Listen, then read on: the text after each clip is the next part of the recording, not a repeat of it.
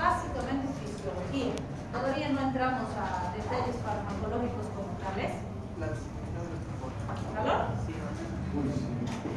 Entonces, vamos a ver que nos interesa este tema como base fundamental para los siguientes, y hasta aquí les digo siempre, el contenido es relativamente más sencillo, porque lo que viene después es mucho más complejo.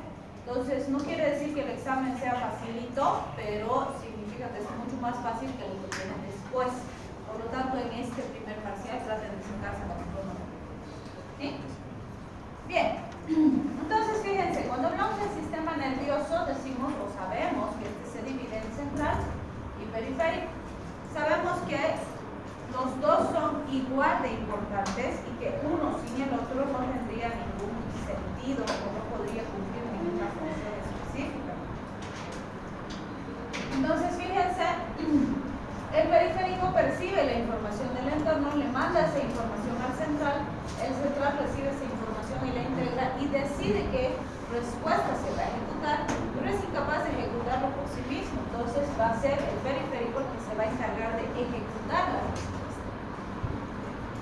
Si nos enfocamos en el sistema nervioso periférico, sabemos que ese se divide en autónomo y en somático.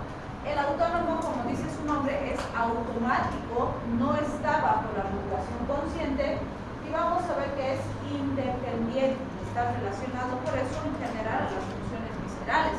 Nosotros no decidimos, por ejemplo, cuándo el corazón va a latir, cuándo va a mandar sangre hacia la periferia, cuándo el estómago va a producir la digestión. Esas cosas se producen de forma automática, ¿sí? En cambio, cuando hablamos del somático, a este lo relacionamos con el control consciente, porque este sí lo podemos controlar, por eso lo asociamos al sistema músculo-esquelético.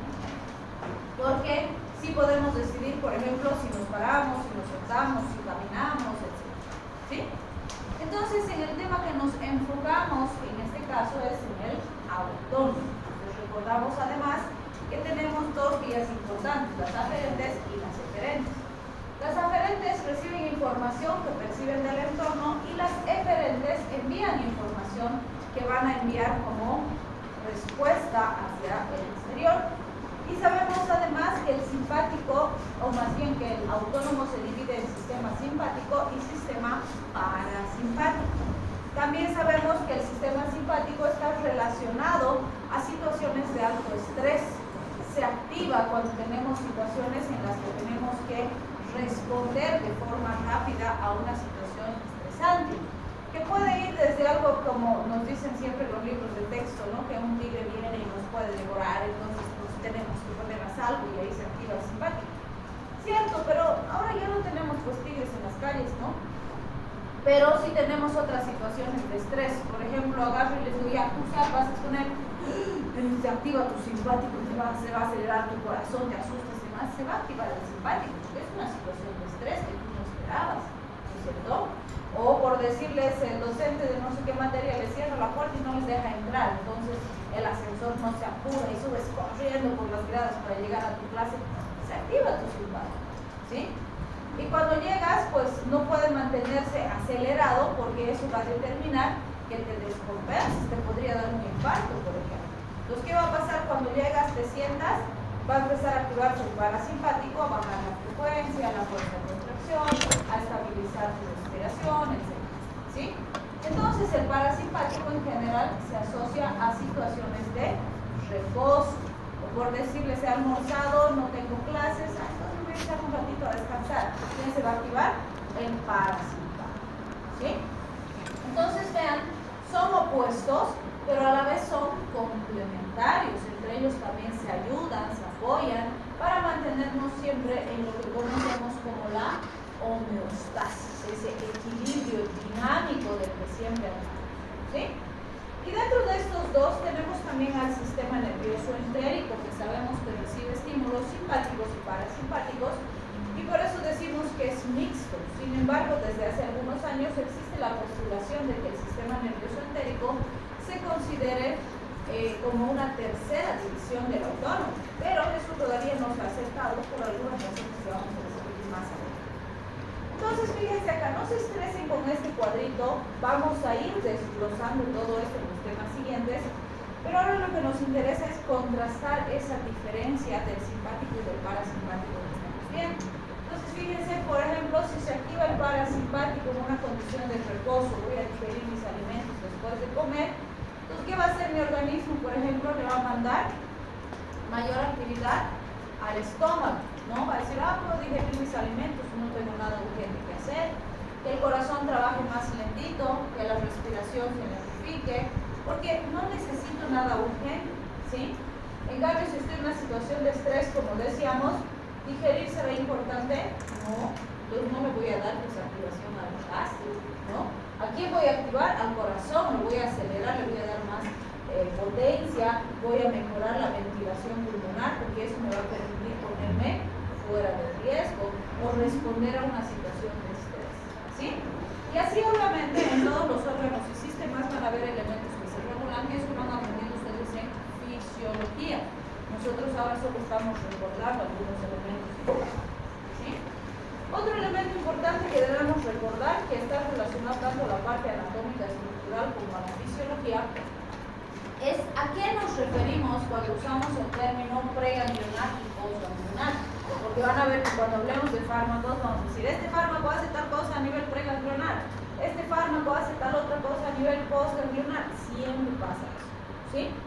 Entonces, ¿qué vamos a considerar nosotros? Que tenemos una neurona preganglionar, el sitio de la sinapsis, que es el ganglio, y la neurona postganglionar. Entonces esa designación sencillamente hace referencia a un punto estructural del que nos estamos refiriendo, ¿sí? Entonces cuando decimos las neuronas preganglionares, son neuronas que están antes de la sinapsis, y estas además se caracterizan por tener vainas de mielina. También tenemos la neurona postganglionar, que está después de la sinapsis, y esa se caracteriza por no tener vaina de mielina. ¿Cuál es la diferencia entre una neurona con vaina y una sin vaina?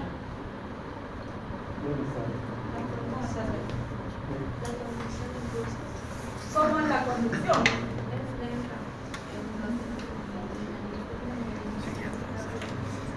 Muy bien, entonces las neuronas mielinizadas tienen una conducción rápida, ¿no es cierto?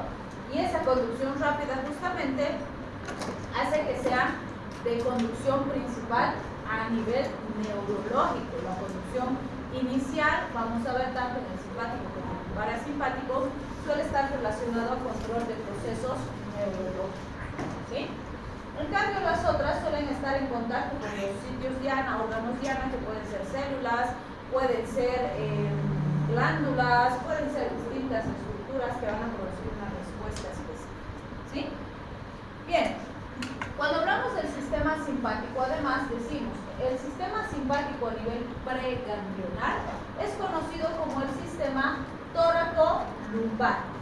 ¿Por qué decimos sistema tóraco-lumbar? Porque sus raíces nerviosas originan en la zona torácica y en la zona lumbar, y a partir de ahí se dirigen a los laterales de la columna o a la parte anterior de la columna, y de ahí van a sus sitios diana o a sus órganos diana, ¿sí? Por eso se le conoce así. En cambio, cuando hablamos del sistema parasimpático, decimos es el sistema cráneo-sacro. ¿Por qué? Porque sus fibras nerviosas originan en los nervios craneales, específicamente 3, 7, 9 y 10, y también en el sacro, en las raíces raquídeas sacras, y vamos a considerar la 3 y la 4, que son las que considera Katsu.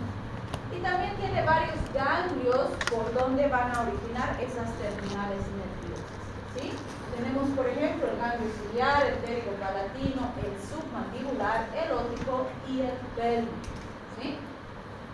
Bien, cuando hablamos del sistema nervioso entérico, hemos dicho que este se considera mixto porque sí tiene fibras preganglionares del parasimpático y postganglionares del simpático. Y esas fibras pues se encargan justamente de controlar en el sistema nervioso entérico todos los procesos que serían motores y secretores del sistema nervioso entérico, ¿sí? Pero ¿qué es lo que ocurrió? En experimentación agarraron individuos de experimentación y les seccionaron todas las terminales pre y postganglionares. Lo que se esperaba cuando se hizo esto es que el individuo deje de funcionar, deje de tener función secretora y función motora, porque hemos seccionado sus terminales. Pero resulta que estos individuos de experimentación, a pesar de que la función no era muy intensa, sí tenían función motora y secretora. Entonces ahí nace la pregunta y dicen, ¿y entonces quién está manteniendo esa función si nosotros hemos seccionado el simpático y el parasimpático? ¿Sí? Entonces a partir de eso se postula que tiene que haber una tercera división que mantenga esa función cuando hemos quitado el simpático y el parasimpático. El problema y la razón por la que no se acepta todavía esa teoría es porque no se sabe quién mantiene esa función. Se ha evidenciado que existe, pero no se sabe quién la mantiene. Entonces, mientras eso no se sepa, no podemos hacer esa afirmación.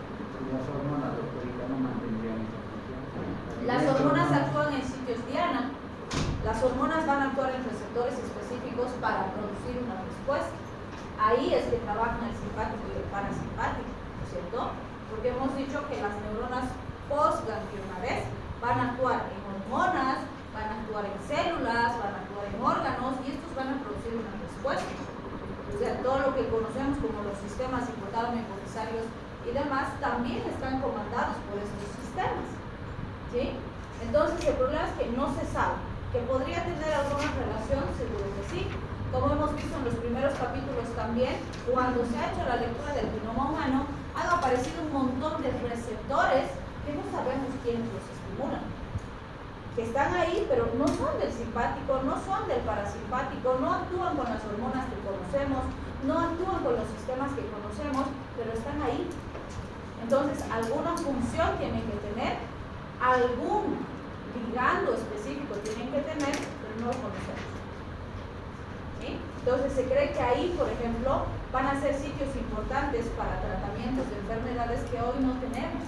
Tal vez ahí encontremos la cura de enfermedades que hoy no podemos curar, pero falta investigar. ¿Sí? Muy bien. Entonces, a modo de recuerdo nada más, sabemos que tenemos dos plexos súper importantes, donde está el mientérico de Auerbach y el submucoso de Nunes. Bien, cuando hablamos de nuestros sistemas simpático y parasimpático, además, algo que nos interesa de sobremanera es entender que estos trabajan con señalización química, es decir, trabajan con neurotransmisores. Entonces, ¿cuáles son esos neurotransmisores? Cuando hablamos del simpático, por excelencia siempre nos acordamos de las catecolaminas, es decir, adrenalina, noradrenalina, dopamina, las catecolaminas más importantes, ¿no? Y estas están ligadas al simpático. Pero lo que a veces nos olvidamos es que la acetilcolina también es un neurotransmisor del sistema simpático. Pero la acetilcolina trabaja a nivel preganglionar, porque ahí tenemos receptores nicotínicos. En cambio, todo lo que es postganglionar es catecolaminas. ¿Sí? ¿Por qué nos interesa recordar estos sitios? Porque cuando nosotros vayamos a reproducir una respuesta en el sistema simpático, dependiendo qué necesitamos en el paciente, podemos usar fármacos agonistas del simpático o fármacos antagonistas del simpático. Por ejemplo, si tuvieran un paciente que tiene una crisis asmática, ¿qué fármaco usaría? ¿Un agonista o un antagonista?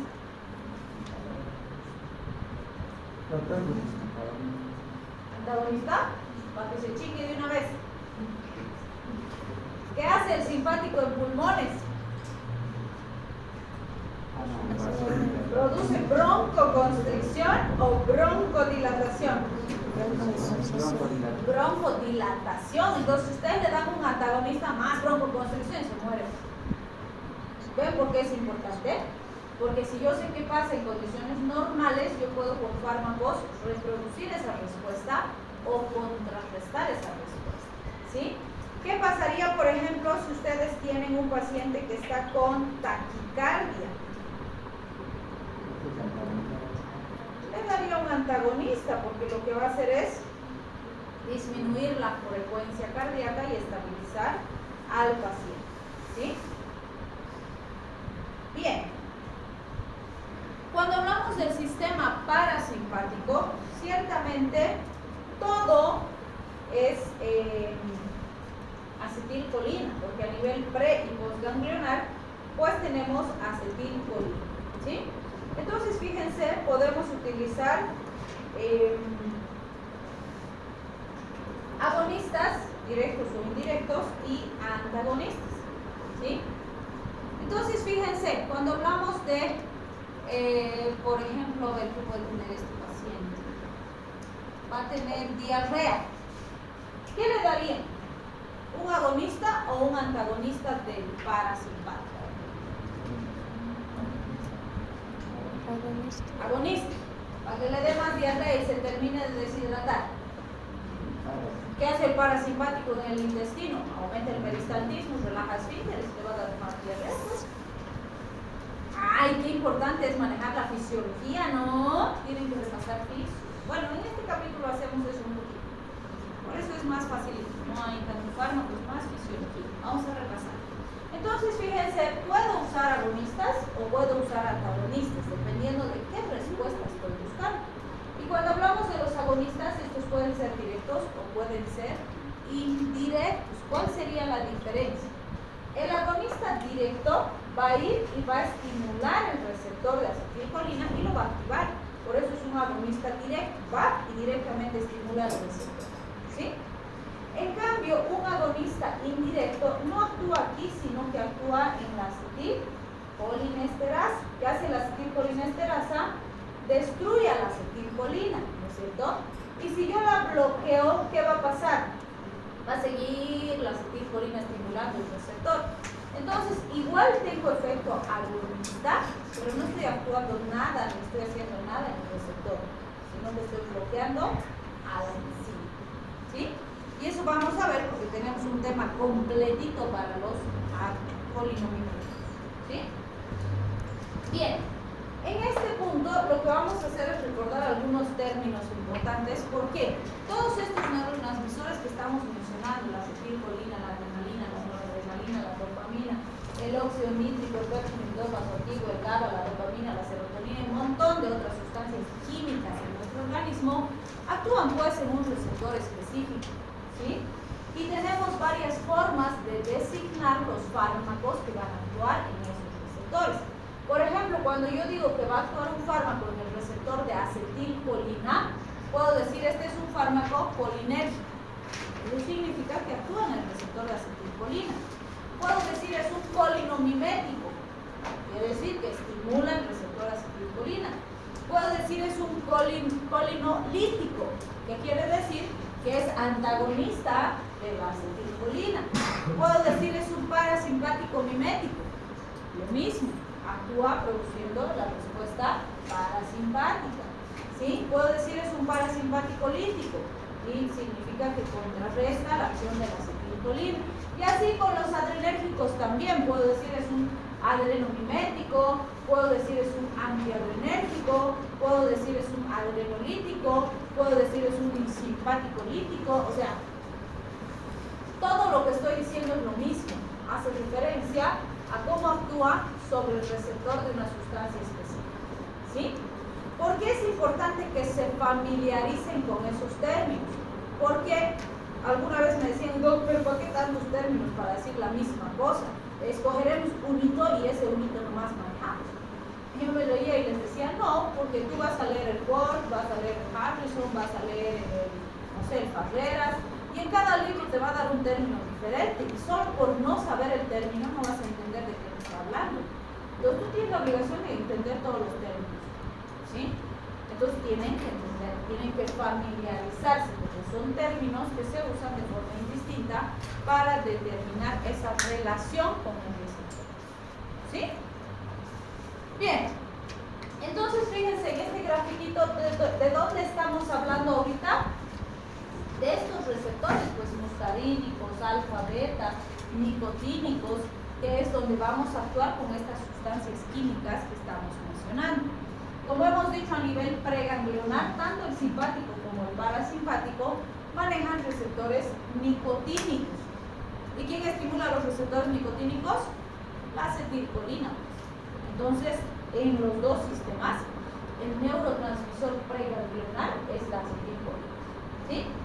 En cambio, a nivel postganglionar, como son receptores diferentes, aquí tenemos catecolaminas en el simpático y acetilcolina en el parasimpático, lo mismo que hemos dicho, ¿sí? Bien, esta es una vía metabólica que necesitamos recordar, es muy importante para entender la parte farmacológica. Recuerden que cuando hemos visto bioquímica, que han visto fisiología, sabemos que en las mitocondrias se sintetiza la acetilcoenzima A. Esa acetilcoenzima A, que viene de varias vías metabólicas, es muy importante para la síntesis de acetilcolina.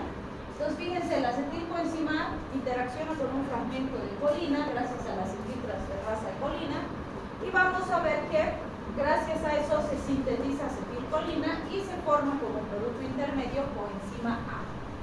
La coenzima A, como tienen ahí, va a regresar a la mitocondria para nueva síntesis y la acetilcolina se va a encapsular en vesículas gracias al transportador propio de la vesícula. Obviamente aquí, por fines didácticos, está una acetilcolina en la vesícula, pero sabemos que en la realidad no es pues un neurotransmisor que va a estar en una vesícula, mentira. Van a estar miles de moléculas de acetilcolina en cada vesícula, ¿no es cierto? Entonces, ¿qué va a pasar? Estas vesiculitas se mantienen aquí en la neurona presináptica y si no las necesitamos están ahí quietitas. Pero si aparece un estímulo que dice necesito una respuesta parasimpática, entonces se genera una despolarización de la neurona, se abren los canales de calcio, ingresa el calcio intracelular y ese es el estímulo para que estas vesículas se fusionen con la membrana y liberen su neurotransmisor.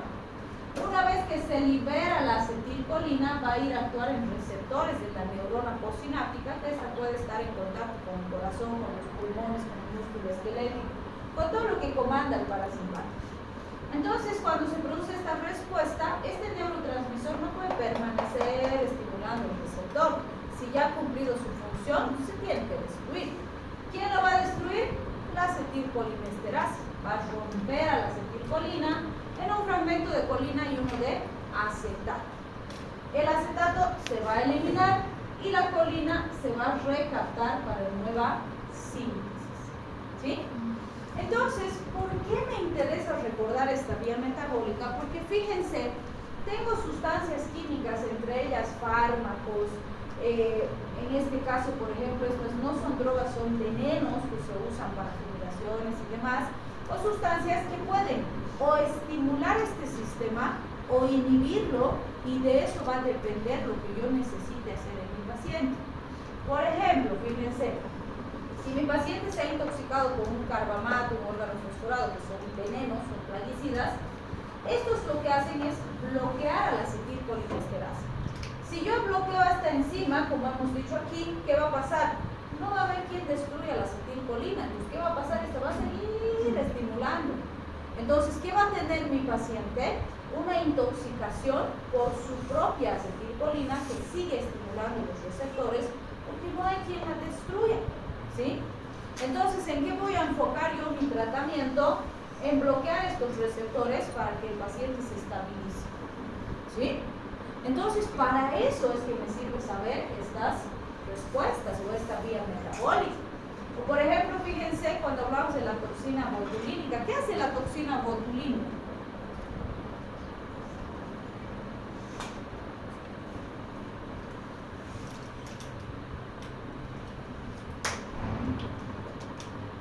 ¿Qué hace? ¿Han escuchado por qué se usa?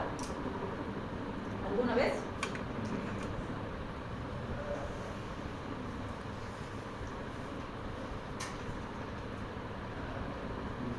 ¿Qué dice? La toxina botulínica, conocida también como Botox, se usa en muchos procedimientos estéticos, ¿no? Porque lo que hace es paralizar las fibras musculares y de esta forma disminuir la aparición de las arrugas o las líneas de expresión que están relacionadas con el envejecimiento, ¿sí? Se usa mucho con eso. Pero también se puede usar en terapéutica en situaciones donde tenemos espasmo intenso en el músculo esquelético, porque lo que hace esta es evitar que se libere acetilcolina, y si no se libera acetilcolina no hay contracción muscular. y por eso es que nos va a permitir relajación de las fibras, ¿no? Entonces, por ejemplo, en enfermedades neurodegenerativas donde hay mucho espasmo y demás, sirve excelente, ¿sí? Entonces, vean, esos elementos son importantes porque vamos a poder actuar en distintos lugares, ya sea evitando que esta vía funcione o estimulándola dependiendo de qué necesitamos en un paciente determinado. Igual tenemos un capítulo entero para analizar los colinulinoides, ¿sí? Bien, acá recordamos rápidamente lo que hemos visto cuando hablábamos de los receptores nicotínicos. En el grafiquito que hemos visto hace un momentito, hemos dicho los nicotínicos están a nivel preganglionar tanto del simpático como del parasimpático, ¿sí? Y la mayor parte de ellos trabajan con canales iónicos y ya hemos visto qué hacen los canales iónicos. Cuando vemos los canales iónicos, sabemos que esto se abre, pasa la sustancia, respuesta, se cierra, no pasa la sustancia, no hay respuesta, es conducción rápida. Y justamente eso es sumamente importante cuando hablamos de conducción neurológica, conducción central, lo que comanda a nivel central. Y es por eso que normalmente están en las uniones neuromusculares, los sitios ganglionares y el sistema nervioso central, y por lo tanto comandan respuestas de memoria y atención, vigilia y sueño, movimientos voluntarios, dolor y ansiedad, entre otros, ¿sí? Entonces es muy importante que se puedan analizar esas respuestas que van a estar tanto en el sistema simpático como parasimpático. Entonces hablamos de las terminales NN que están en la parte del sistema nervioso central principalmente, y las NM que están en las uniones neuromusculares. Entonces estas trabajan con apertura de canales iónicos, de sodio y potasio y despolarización principalmente. Otro elemento importante que queremos recordar es cómo funcionan los receptores muscarínicos. Entonces, cuando hablamos de los muscarínicos, que son postganglionares del parasimpático, estos trabajan con proteínas G y segundos mensajeros, que ya las hemos conocido, ¿cierto? Para eso hemos visto la señalización. ¿Cuántos tipos o subtipos de proteínas G hemos conocido? Sí. 6, ¿no es cierto? Pero, pues van a ver que para el simpático y el parasimpático en general son 3 los más importantes. Hemos dicho GQ, GI, GS, ¿sí? En cambio, la GORF, la GT y la GO no las vamos a ver.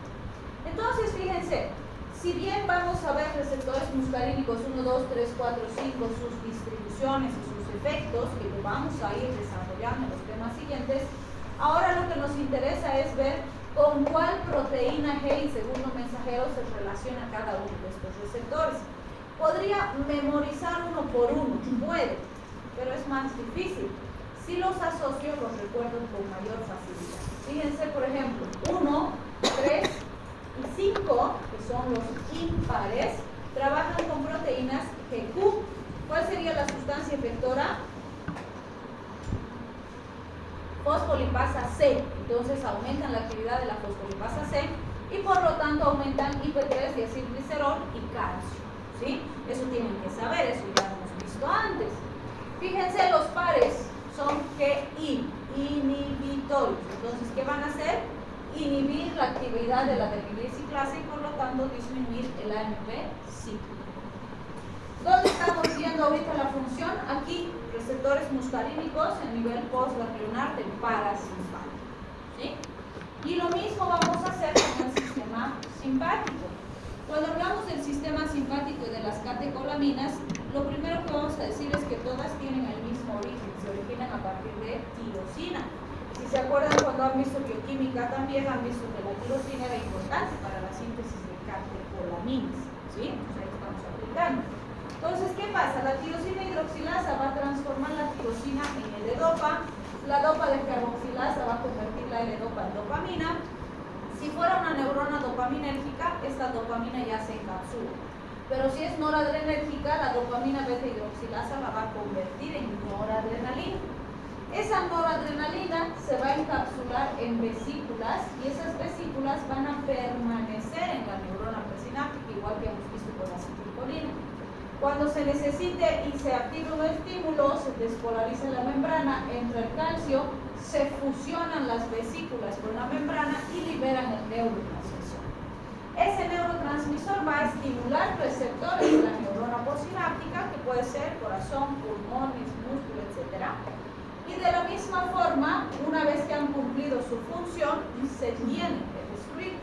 ¿Cuáles son las enzimas que se encargan de destruir las catecolaminas? Eso ya saben. De modo que tienen examen, ¿o qué? ¿Por qué están tan callados?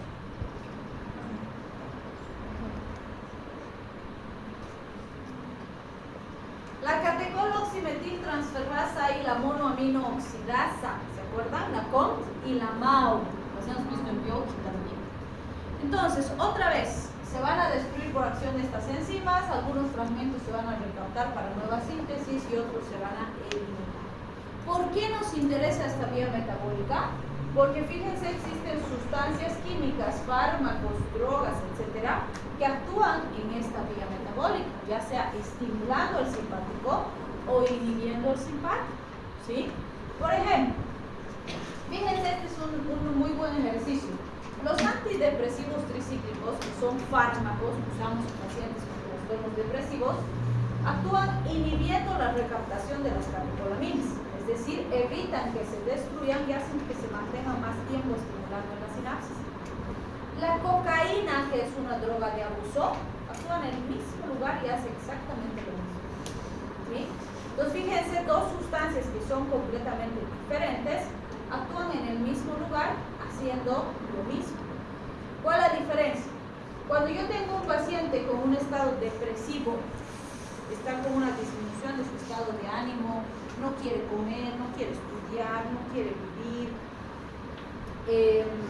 no quiere hacer nada, ¿sí?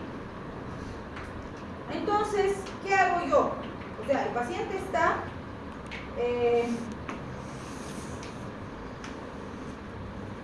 deprimido y está con una disminución de sus catecolaminas, o sea, está fuera de la homeostasis. Cuando yo le doy el antidepresivo tricíclico para que se mantengan aquí las catecolaminas, estoy tratando de acercarlo a la homeostasis para mejorar su estado de ánimo y que tenga más ganas de alimentarse, de hacer las cosas, de trabajar, de estudiar. Entonces estoy intentando con el fármaco sacarlo de ese estado en el que se encuentra y acercarlo a la homeostasis, ¿sí? Entonces, obviamente, si es un trastorno depresivo por algún problema emocional, familiar, no sé, si no lo apoyamos en ese aspecto, esto va a fracasar. Porque el fármaco, siempre les digo, no es varita mágica que le doy el fármaco y todo desaparece y está muy bien el paciente. No, no es así, ¿sí? Tengo que ver cuál es el problema de base y enfocar la terapia que corresponde al problema de base. Esto solo va a mejorar un poco los síntomas, nada más, ¿sí? Ahora, si nos vamos al otro extremo y tenemos el paciente que esnifa cocaína, ¿qué va a pasar? El paciente que está esnifando cocaína está en una homeostasis, entre comillas, normal, no está enfermo, no tiene un problema, ¿sí? Pues esto está funcionando normal, está en la homeostasis. Cuando esnifa la cocaína y la cocaína evita que se recapten los neurotransmisores, lo que hace es generar una hiperestimulación del paciente. Por eso el paciente se pone eufórico, se pone más activo, más despierto, etcétera, porque está teniendo una hiperestimulación, ¿sí? Entonces, fíjense, el paciente estaba en la homeostasis y por la sustancia, más bien se sale de la homeostasis a una condición diferente, ¿sí?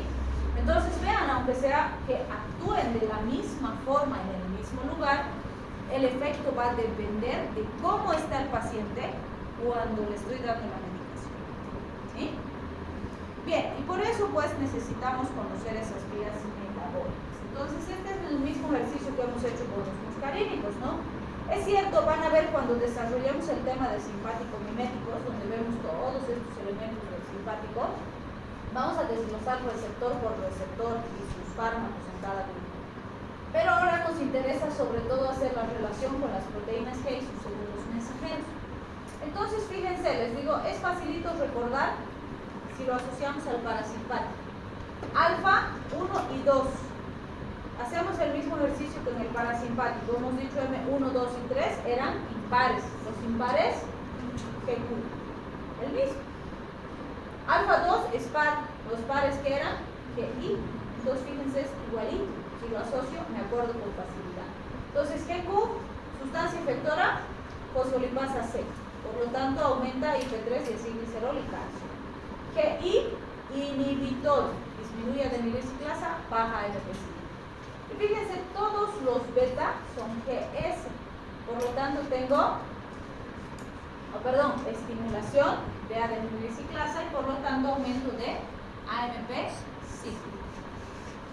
Bien, cuando hablamos del sistema dopaminérgico, fíjense, la vía es la misma porque el origen sigue siendo la tirosina, entonces pasa por los mismos procesos que hemos visto en la noradrenalina, solo que cuando llega a dopamina ya se encapsula y se almacena. Igualito se libera, produce su acción a sus receptores y se destruye por la COM y la MA. Entonces de dopa nos interesan sus 5 receptores, tenemos 1, 2, 3, 4 y 5. La diferencia es que asociamos de forma diferente a los anteriores. Aquí asociamos los extremos y la pancita, ¿sí? ¿Por qué? Van a ver que muchos autores dicen, cuando hablamos de dopamina, necesito saber efecto dopa 1 y dopa 2, nada más. ¿Por qué dicen eso? Porque 1 y 5 tienen la misma distribución y el mismo efecto. Y 2, 3 y 4 tienen misma distribución, mismo efecto. Entonces, si sé 1 y 2, sé todito. ¿Sí? Entonces, fíjense, 1 y 5 son estimulantes y 2, 3 y 4 son inhibitorios. Una forma más sencilla de recordar esto es este gráfico. Siempre les digo, ¿no? La mayoría son contreras, no quieren, se oponen a todo. Entonces, fíjense, los que son más son inhibitorios.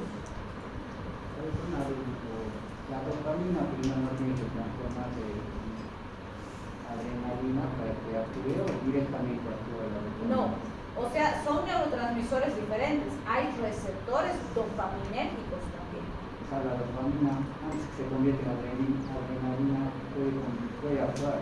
Si está en una localización donde actúa adrenalina, se va a convertir en noradrenalina y la noradrenalina en adrenalina y la adrenalina va a producir el efecto. Si es un sitio donde actúan receptores de adrenalina. Si son sitios donde hay receptores dopaminérgicos, va a actuar como dopamina. Si es de noradrenérgico, va a actuar como noradrenalina. Por eso depende de dónde estamos hablando. ¿Sí? Bien, entonces fíjense, cuando hablamos decíamos de los que son más, estos son inhibitorios. Entonces, trabajan con proteínas GI, disminuyen la actividad de la adenilesiclasa y disminuye la AMP. En cambio, los que son menos son estimulantes. Trabajan con GS, aumenta la adenilesiclasa, aumenta la AMP. Bien, todo ese recuerdo fisiológico que acabamos de hacer es importante para recordar lo que hace el simpático y el parasimpático en todos los órganos y sistemas. Evidentemente aquí le damos un pantallazo general, porque se supone que todo esto de fisiología ustedes ya saben, pero le damos un pantallazo para recordar, porque este tema es clave para los 4 temas siguientes que ya son temas de farmacología. Vamos a ver simpático-miméticos, donde son todos los que estimulan el simpático, los simpático-líticos que inhiben el simpático, los colinamiméticos que estimulan el parasimpático y los anticolinérgicos que inhiben el parasimpático. Entonces, fíjense, los 4 temas siguientes están relacionados a esto. Y por eso es clave que manejemos esto. ¿Sí? ¿Quieren descansar un poquito? ¿Por qué están tan cansados? Así es la vida de alguna. Entonces, fíjense, cuando hablamos de esta aplicación, pues nos interesa recordar todo lo que hemos visto en fisiología. Por ejemplo, en ojos, ¿qué hace el simpático y qué hace el parasimpático? ¿Quién produce miosis y quién produce midriasis? Midriasis el simpático y miosis el parasimpático. Entonces, fíjense, eso me dice. La contracción del músculo circular del iris y la contracción del músculo ciliar están mediados por receptores M3 que comanda el parasimpático. En cambio, el simpático produce contracción del músculo radiado del iris por los receptores alfa y relajación del músculo ciliar, lo que nos va a producir la midriasis. ¿Sí? Cuando hablamos del corazón, ¿qué hace el simpático? ¿Acelera o desacelera? Acelera, ¿no es cierto? Entonces, fíjense, aumenta la contractilidad, aumenta la conducción de los marcapasos ectópicos, aumenta la actividad del nodo sinoauricular. En cambio, el parasimpático desacelera todo, entonces disminuye la contractilidad, identifica los marcapasos, desacelera la conducción en el nodo sinoauricular. Entonces, es fácil asociar si nos acordamos lo que hemos aprendido en fisiología, ¿sí? Es cierto que vamos a ver localizaciones donde es un poquito más complejo. Por ejemplo, a nivel de la piel y los vasos esplásmicos, sabemos que predomina alfa, que es simpático, y su estimulación produce una potente vasoconstricción, que es lo que habitualmente esperamos cuando hablamos del efecto vascular del sistema simpático. Pero, fíjense, ahí hay un pero, si estimula los receptores beta, que sigue siendo simpático, produce vasodilatación, es opuesto, ¿sí? Pero cuando tenemos activación simpática importante, normalmente va a predominar la vasoconstricción. ¿Por qué? Porque el receptor predominante en la vasculatura es alfa, no beta. Beta tiene una distribución más limitada y en lugares bien específicos. Entonces, esos elementos los vamos a ir viendo que son importantes al momento de hablar de los fármacos que actúan en estas localizaciones, ¿sí? Bien, y cuando hablamos del parasimpático, el efecto a nivel de la vasculatura es vasodilatación, pero no es una vasodilatación directa, sino que está ligada con la liberación del factor relajante derivado del endotelio, que está mediada por activación de receptores M3 y M5. Bien, a nivel respiratorio, ¿qué hace el simpático? ¿Produce broncoconstricción o broncodilatación? Broncodilatación. Entonces, fíjense, normalmente la relajación bronquial está mediada por beta 2. No es el único receptor que tenemos, pero sí el más importante. Y esa broncodilatación en general se asocia también a disminución de las secreciones. De ahí que ese sea el elemento básico para el tratamiento del asma, ¿sí? En cambio, el parasimpático, por su acción muscarínica, va a producir broncoconstricción y aumento de las secreciones, que habitualmente denominamos broncorrea, ¿sí? Entonces, van a ver que eso es importante porque también podemos usar anticolinérgicos, es decir, antagonistas del parasimpático, para tratar una crisis asmática o un paciente crónico, ¿sí? Bien, ¿qué pasa a nivel digestivo? Me localizo en paredes y esfínteres. Y fíjense, las paredes y los esfínteres funcionan de forma inversamente proporcional. Vale decir, si la pared se relaja, el esfínter se contrae. Si la pared se contrae, el esfínter se relaja. O sea, son contrarios. La pregunta es ¿por qué? ¿Por qué tienen que ser contrarios? ¿Por qué no puede contraerse el esfínter cuando se contrae la pared? Pues relajarse cuando se relaja la pared. ¿Cómo?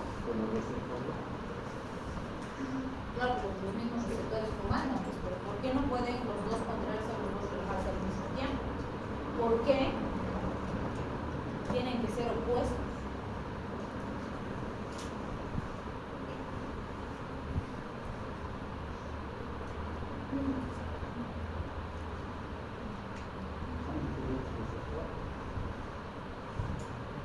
Son diferentes los receptores, pero ¿por qué tienen que ser opuestos? Esa no es la pregunta. Fisiología. Eso es pues fisiológico. O sea, ¿qué pasaría si contraigo el intestino y cierro el esfínter? Puede estallar la víscera, ¿no es cierto? Si esto se contrae es para que se mueva el contenido, y si el contenido se mueve, el esfínter se tiene que abrir para que pueda pasar, ¿no es cierto? Entonces, cuando este se contrae, este se relaja. Cuando este se relaja, no tiene sentido que esto esté abierto, se tiene que cerrar para mantener el contenido dentro del intestino, pues, ¿sí? Entonces, esa contrariedad es fisiológica, tiene que ser así, ¿sí? Entonces, ¿quién relaja las paredes y contrae los esfínteres? ¿El simpático o el parasimpático? El simpático. Por lo tanto, decimos el simpático favorece la continencia, la permanencia del contenido intestinal en el intestino. ¿Y quién favorece la evacuación o la salida del contenido? El parasimpático. ¿Sí? Bien, Y por supuesto, ¿cuándo tendrán que haber secreciones? Cuando se producen los procesos digestivos y la movilización del contenido. Por lo tanto, es una función del parasimpático. Y siempre les digo, si saben gastrointestinal, saben genitourinario, porque es el mismo principio. Tengo la pared vesical y el esfínter, vale decir, el músculo detrusor y el trígono. Entonces, cuando el detrusor se contrae, el trígono se tiene que abrir para que pueda vaciar, ¿sí? Cuando el detrusor se relaja, el esfínter se tiene que cerrar para que exista continencia. Entonces, ¿cuál sistema produce continencia urinaria? ¿El simpático o el parasimpático? Simpático, porque hace que la orina permanezca en la vejiga. ¿Y cuál favorece la evacuación? El parasimpático, ¿sí? Entonces es muy importante que no se pierdan en esas funciones. Otra vez les digo, esto es pura fisiología. ¿Qué pasa en el útero? Contracción, relajación. El parasimpático contrae y el simpático depende del receptor específico. Si estimulamos los beta, relaja. Si estimulamos los alfa, contrae. ¿Por qué esto es importante? Porque si tuviera una mamá gestante, si uso fármacos que puedan inducir contracción, puedo producir un aborto, ¿sí? Si fuera que es una gestación de más de 20 semanas, le puedo producir un parto pretérmino. Entonces tengo que ser muy selectivo en el tipo de fármaco que voy a usar. Y pues los agonistas beta 2, por ese efecto de relajación, se usan como topolíticos, es decir, cuando queremos relajar el útero para evitar que se evacúe el contenido intrauterino. ¿Sí? Bien, cuando hablamos del pene y las vesículas seminales, fíjense, sabemos que el simpático está relacionado a la eyaculación y el parasimpático a la erección. Entonces, una vez sus compañeros en no sé qué semestre me han enseñado un mnemotécnico para que nunca más se olviden eso. Que el mnemotécnico dice, el parasimpático para y el simpático dispara. ¿Verdad? Nunca más se van a olvidar que favorece erección y eyaculación. Me trabé. Ok. Entonces, fíjense, cuando hablamos de piel, tenemos el músculo de las fibras lisas pilomotoras y las glándulas sudoríparas. Cuando hablamos de las fibras y la piloerección, están ligadas directamente a la activación simpática. Y recuerden, cuando se asustan o cuando se ponen nerviosos, pues se levantan sus velitos, ¿no? Entonces esa es una función del simpático. Cuando hablamos de glándulas sudoríparas, es cierto que la mayor parte de las glándulas y de las secreciones están comandadas por el parasimpático. La diaforesis, la sudoración axilar, la saliva, las secreciones bronquiales, digestivas, etc. En general están comandadas por el parasimpático. Por lo tanto, cuando hay una activación simpática importante, más bien todo se seca, ¿sí? Hay menos transpiración, menos saliva, se seca la boca, etc. Pero resulta que tenemos glándulas endocrinas y apocrinas en palmas de las manos y plantas de los pies que están reguladas y comandadas por el simpático, ¿sí? Y a eso se debe, que han debido notar tal vez sin darse cuenta de qué era o cuando han visto fisiología ya se han dado cuenta, que cuando nos ponemos nerviosos, ansiosos, estamos preocupados, se seca todo, nuestra saliva se seca, etc. Pero nuestras palmas de las manos se ponen frías y húmedas, ¿sí? Y eso es por la activación simpática. Por ejemplo, cuando tienen examen, cuando tienen exposición, es común que las manos se pongan frías y húmedas. Y eso es por esta activación simpática. Lo mismo pasa con las plantas de los pies, pero no lo percibimos porque estamos con medias, zapatos, ¿sí? Cuando hablamos de las funciones metabólicas, fíjense, gluconeogénesis, glucogenólisis, lipólisis, todo está comandado por el simpático. ¿Qué estamos haciendo aquí? Estamos movilizando fuentes alternativas de energía para que estén listas y disponibles para responder a situaciones de estrés. Mi organismo está preveyendo fuentes alternativas para que me pueda poner a salvo en alguna situación de alto estrés, ¿sí? Lo mismo a nivel renal, el simpático va a activar el sistema renin-angiotensina-aldosterona, que va a subir la presión, eso va a aumentar, por ejemplo, la bulimia, va a aumentar el gasto cardíaco. ¿Para qué? Para que exista una redistribución del flujo y eso me permita responder a situaciones de estrés, que se activen más mis músculos, que se active el corazón, los pulmones, para responder a una situación de estrés. Entonces esta activación también es característica del simpático. Bien, y este gráfico que lo tienen en el Capsum, ¿qué nos dice? Nos muestra un ejemplo, de ninguna manera el único, pero un ejemplo muy importante, de qué ocurre en condiciones normales cuando nos salimos de la homeostasis, cuando se produce un cambio, ¿sí? Entonces, por decirles, algo ha hecho que baje su presión arterial media, pero bajó la presión arterial media. ¿Qué va a pasar? Los vasoreceptores van a captar esa disminución de la presión arterial media y lo que van a hacer es mandar un estímulo al centro vasomotor, van a decir, bajó la presión, necesitamos subir. Entonces el centro vasomotor va a decir, ok, activemos al simpático. Y la activación simpática va a hacer que aumente la resistencia, que aumente la frecuencia, la potencia contráctil del retorno venoso. ¿Para qué? Para que aumente el retorno venoso, el volumen sistólico, el gasto cardíaco y por lo tanto la presión arterial media. ¿Sí? Al mismo tiempo que esto se ha detectado por los vasoreceptores, también ha sido detectado por el aparato cerebromedular a nivel de las nefronas. Entonces el riñón también va a ejecutar una respuesta y va a decir, actívese el sistema renina-angiotensina-aldosterona porque ha bajado la presión. Y esto va a reforzar, porque sabemos que la angiotensina, la aldosterona aumentan el retorno venoso, el volumen sistólico, el gasto cardíaco, porque aumentan la resistencia y la bulimia, ¿no es cierto? Entonces, fíjense, todos esos elementos de respuesta lo que van a conseguir es que suba la presión arterial media. Entonces el paciente se había salido de la homeostasis, bajó su presión, se activaron mecanismos de respuesta, subieron su presión y los retornaron a la homeostasis. ¿Sí? Entonces en condiciones normales, cuando ustedes se levantan, se bañan, desayunan, vienen a la universidad, hacen ejercicio, en todo momento esa homeostasis que nosotros tenemos, que conocemos como equilibrio, está cambiando. Pero por eso decimos que tenemos una homeostasis dinámica. Porque si yo me pongo a correr, me pongo a saltar, mi organismo se adapta a esa exigencia física, ¿sí?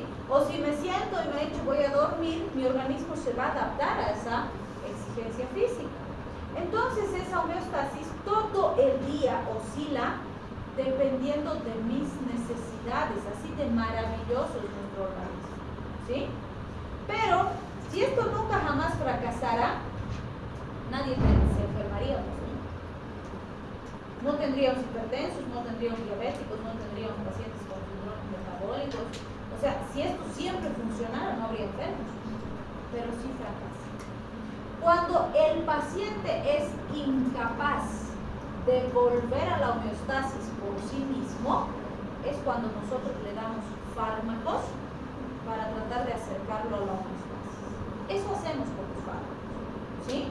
Lo tratamos de acercar de la mejor manera posible a esa homeostasis.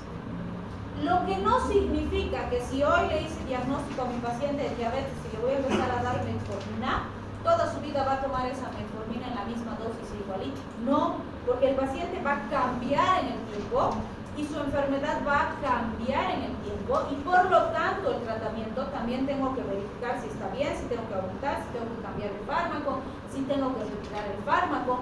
Para eso el paciente viene a hacer sus controles. ¿Sí? Entonces, siempre les digo, no hay malos fármacos, hay mal uso de los fármacos. Y si los usamos mal, en vez de ayudar al paciente a estar más cerca de la homeostasis, le hacemos daño y lo alejamos de la homeostasis. ¿Sí? Porque no se olviden que los fármacos son sustancias químicas que van a producir un efecto. Ninguno está exento de riesgo. ¿Sí? Bien. Entonces este grafiquito nos muestra los puntos importantes de esa conducción neurológica, síntesis, etcétera, porque ahí es donde vamos a actuar con los fármacos. Por eso hemos repasado, por eso nos interesa, y los 4 temas siguientes que vamos a avanzar están relacionados a esto. ¿Sí? Bien, y este refrancito pues me gusta decirles cuando acabamos esta parte, porque dice así: si crees que puedes, puedes. Si crees que no puedes, estás en lo cierto. Entonces, como les dije antes, ¿no? El único que puede determinar lo que realmente van a alcanzar o no son ustedes. Cualquiera les puede decir cualquier cosa, pero eso no es determinante. Pero si ustedes pierden la fe en ustedes, estoy seguro que van a fracasar. Pues crean en ustedes. Bueno, no quiere decir que es fácil, pero se puede. ¿Sí? Listo, hasta ahí es el examen.